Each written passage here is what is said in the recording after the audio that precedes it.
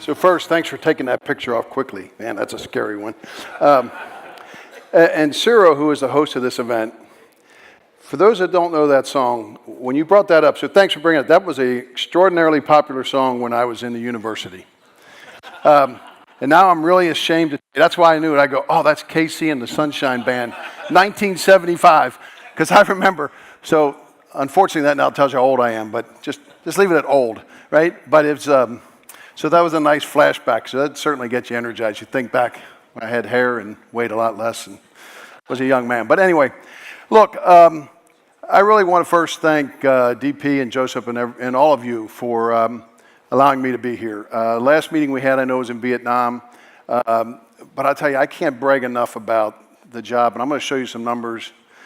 When you see here where we talk about the partners or the growth of our company, you're going to be astonished.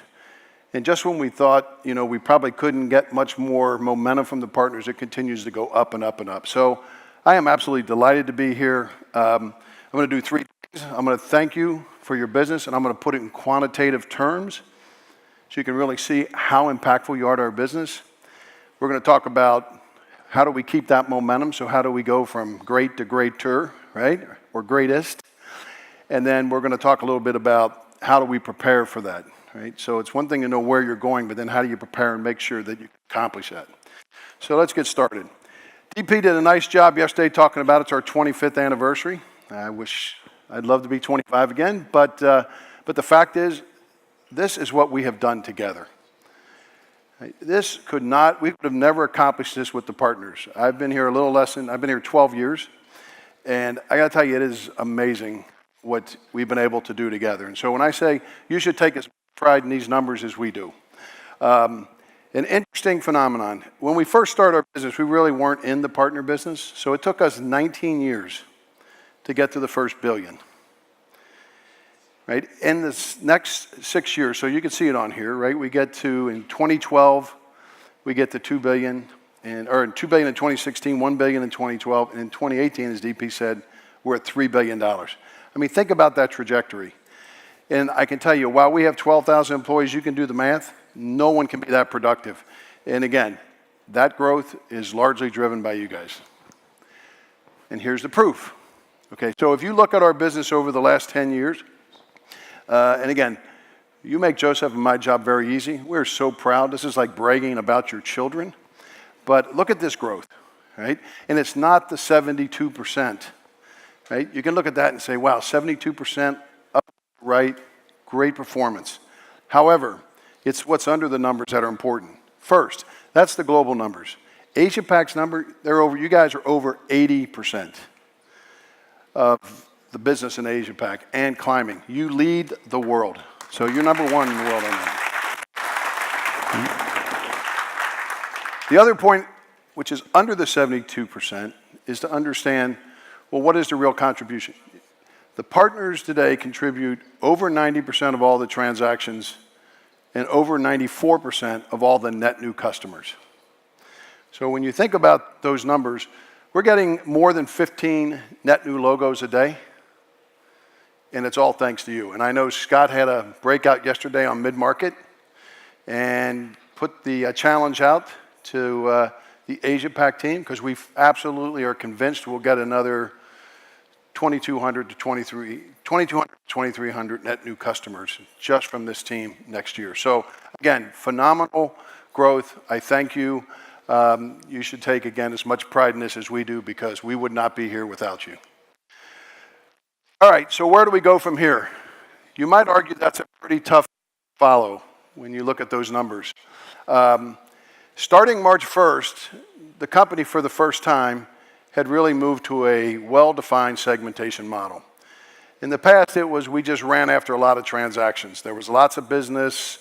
While we had programs and things to support running after the business, it was not segmented, in my view, as an intentional and disciplined strategy as we needed. We've now decided we're going to go to a customer-based model, whether it's our marketing, whether it's our sales organization, the compensation plans, the partner plans, everything is tied to a segmentation model. So at the top is our global accounts. We just put in a senior VP about 3 months ago. to manage those global strategic accounts, but to also run the vertical business. And you heard DP talk about that yesterday. We have 4 primary verticals, 3 that would be global with FSI, telco, public sector, and then healthcare in North America. Over time, we will continue to expand those industry focus. And for those of you that participate in other industries as well as those or independent of those, we want to do what we can to continue that momentum because we think in the very near future we have automotive, we have energy, and a number of other industries to go after. So we started with an industry-focused global account. We have a senior vice president named Larry Stack running that business. Next is the enterprise business. That's what we traditionally know as kind of a core business. The objective there is, and again, DP kind of led the way on all this with his comments, but we need to drive more emerging technology in that space. And then at the bottom is the mid-market SMB. We're going to shift a lot of money. We're going to shift a lot of marketing here. This is where we want to get globally over 5,000 net new customers.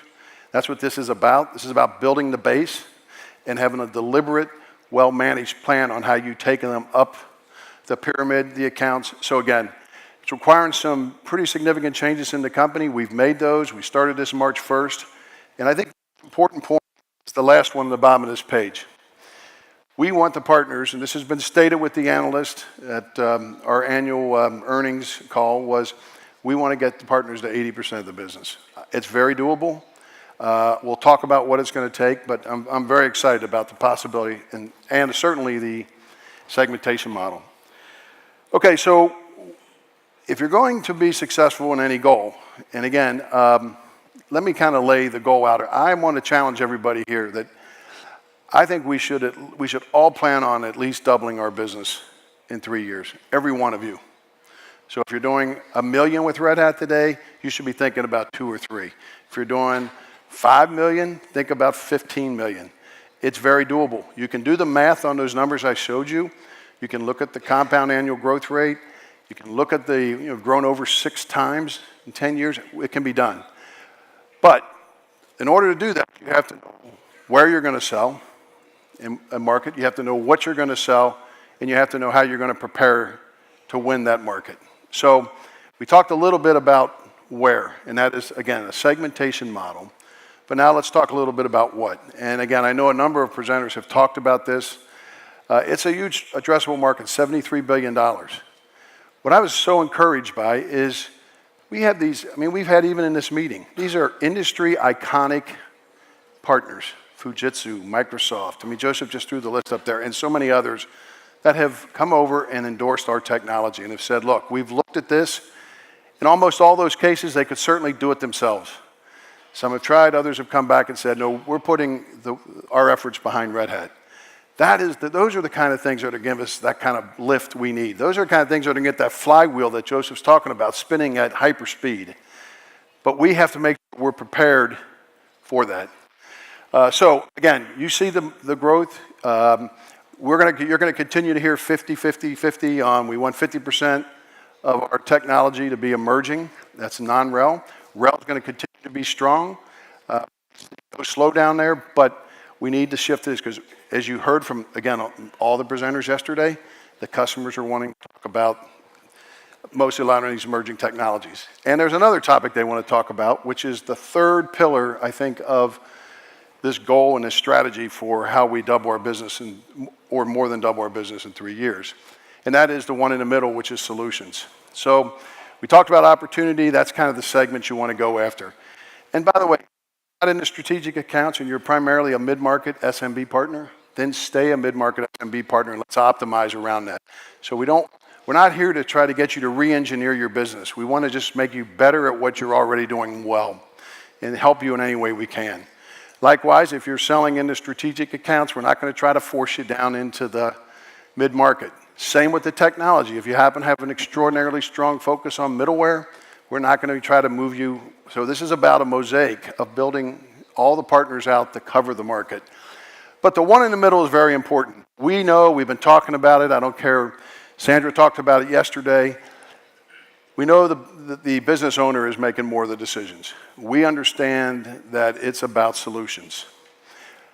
Candidly, in Red Hat, the solutions in the past always said, well, we want to do solutions, but we were very fragmented. We had 3-4 different groups. You could go to our technology group, and they did a good job, but to them, the end state was, did you certify your application?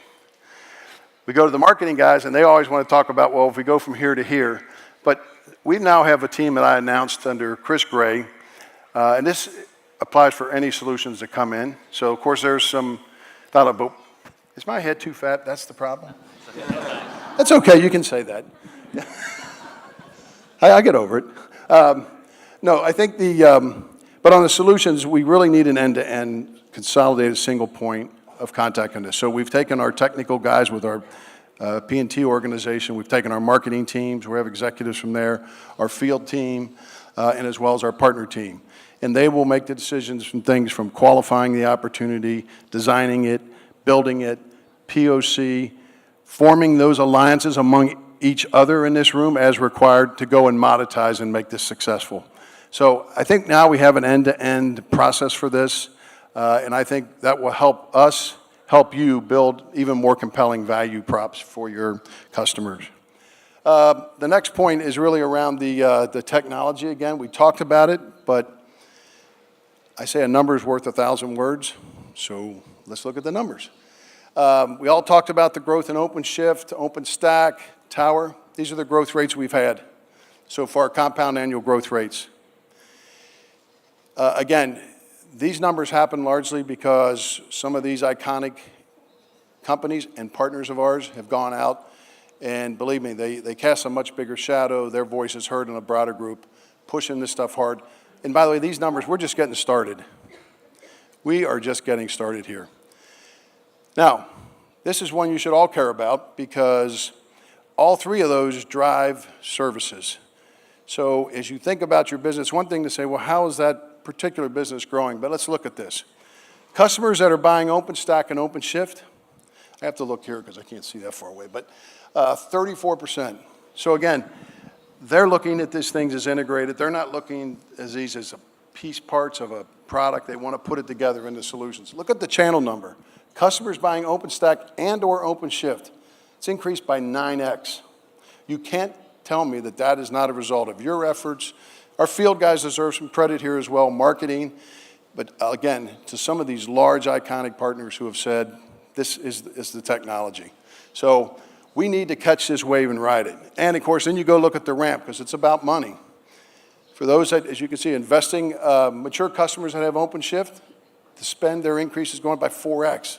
What's that mean to you? That means services opportunities. I know these skills, particularly in OpenShift, is very hard to find, but as a result, they also pay a premium for them. So again, you can look at these numbers, you look at the growth rate. Now, how do we prepare ourselves to capture this opportunity? Okay, how are we going to prepare? We're going to prepare to win. And I think there's really 4 primary areas here that I want to talk about. First, let's talk about the marketing. We will continue this drumbeat. A large part of that is our responsibility, but we want you guys to help us, right? But we're going to continue to drive this. We're going to continue to engage in partnerships with other IT companies. We're going to continue to reinforce this message and continue to refine the value prop to the customers in the marketplace. We can use your help driving demand as well. Remember, you picked your segment, you picked the technology, or you picked your industry. We're interested in helping you invest to optimize in those spaces. So marketing is critically important. All the stuff we have is on a marketing content hub. I know you're aware of it. We have just this quarter, 1,600 of you have hit that already. So again, let's keep that. That's where the consistent common messaging, so that we're consistent to the marketplace, will really get this multiplier effect. Because that's what we're looking for here. We will get the multiplier. Second is learning. I remember in Vietnam, I talked about a culture of learning. It was a great presentation yesterday from IDC and Intel and others and Fujitsu. I mean, NTT was great because every one of those is an opportunity for me to get more clarity and put another piece in the puzzle together on how we go to the market. So think about a culture of learning. As it relates to the technology, we have open. This is where, and again, I think DP talked about yesterday, you can get sales training, you can get pre-sales training, you can get delivery training. It's free. It's in 7 languages. prepare yourself, learn it. We're going to give you everything that we make available to our own sales team is available to you. You can see it in terms of demos, selling cards, Q's and A's, how to handle objections. It's available to you. Think about embracing that. Take the time so we can start, capture those opportunities that we're talking about. So an ongoing culture of learning. I'll tell you, it's interesting. At dinner last night, we were talking about these points in the industry where we've seen these major changes, and it used to be like every 10 years, and now it seems like it's like every 2 years. And so if you're not committed to stay with it and continue to embrace a culture of learning, you're going to fall behind the rest of the class. We don't want that to happen. So go out in front, drive the awareness with marketing, learn. Now we have to sell. Right? Now when we come to the selling, leverage the partner programs. Joseph and his team have done a really good job with the offerings. The other thing I like about Asia-Pac particularly is they're very progressive. If they see a void, they'll change it. If something's not competitive, they'll change it. But when we go to sell this stuff, leverage these programs. Now, one that's not on here is renewals. It's one area I think we could still do a little better on. I know you're all aware of SSI. Look at your business. 1% improvement in your renewal rate, 1% in your retention rate really results in a couple people in your organization. So, think about renewals. It's a critical part of the sales cycle. I know in a lot of cases we sell, we do the license, but you're not doing poorly. You're doing well in renewals, but I think there's some upside, particularly in certain countries. And the last point is around the support. We all talk about the data. The data is critically important. We have to use data to get better at what we do.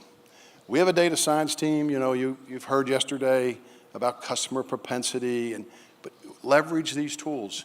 We have a few million subscriptions out there. We know what the customer looks like, when's a logical time to talk about the next subject area, the next move up the platform.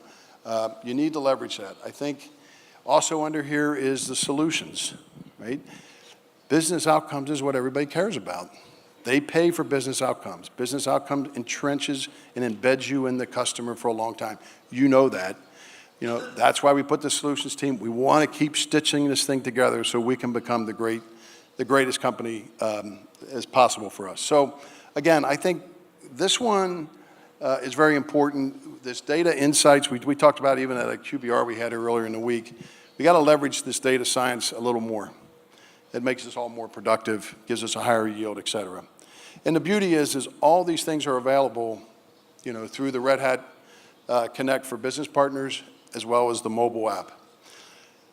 Again, you guys are leading the way here. 16,000 people this year so far, our year started in March, have already gone to that 16,000 Asia-Pac hits on this. So that leads me to the next point that says, if it doesn't have everything that you want, you got to let us know, right? Again, our job is to equip you to be as successful as possible. So let me end with a simple ask.